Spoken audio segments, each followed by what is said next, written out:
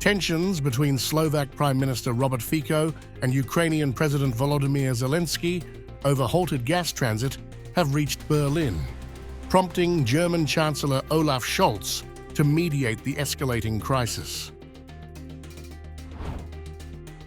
At Germany's request, Fico held a phone call with Scholz to discuss the economic implications of Ukraine's decision to cease gas transit through its territory, warning of significant consequences for Slovakia and the EU. Without publishing the statements of Olaf Scholz, I repeated the principled positions of the Slovak government to the federal office. Zelensky's decision to stop gas transit through Ukraine significantly damages Slovakia and causes billions of damages to the entire European Union. Unless the decision of President Zelensky is changed, Slovakia will start reciprocal measures.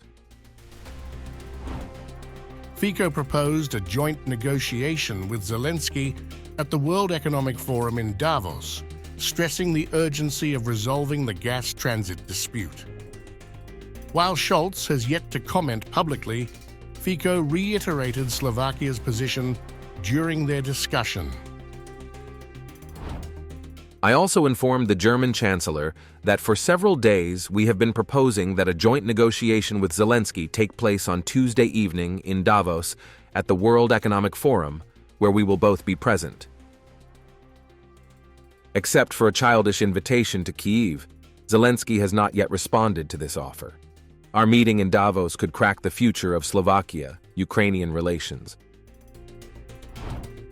As tensions mount, Zelensky met with Michal Šimečka, leader of Slovakia's opposition Progressive Slovakia party, in Kyiv on January 17th, signaling an effort to strengthen ties amidst the dispute with Fico.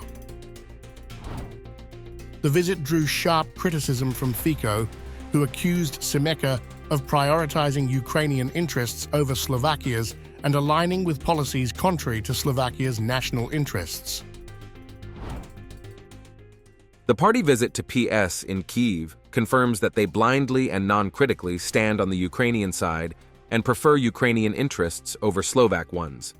PS officials somehow forgot to add in their reports from Kyiv that in case of grasping government power, they promised President Zelensky to support Ukraine's membership in NATO and the presence of Slovak soldiers on the territory of Ukraine as parts of Western armed forces aimed against Russia. Both are in total contradiction with the national state interests of Slovakia. Zelensky, however, expressed gratitude for Šimečka's visit, emphasizing its symbolic importance and voicing optimism about continued Slovak support for Ukraine's NATO and EU membership bids. Back in Slovakia, Fico faces growing domestic pressure as pro-Western opposition parties, including Progressive Slovakia and Freedom and Solidarity, announce plans for a no-confidence vote, citing his alleged mismanagement of domestic and foreign affairs.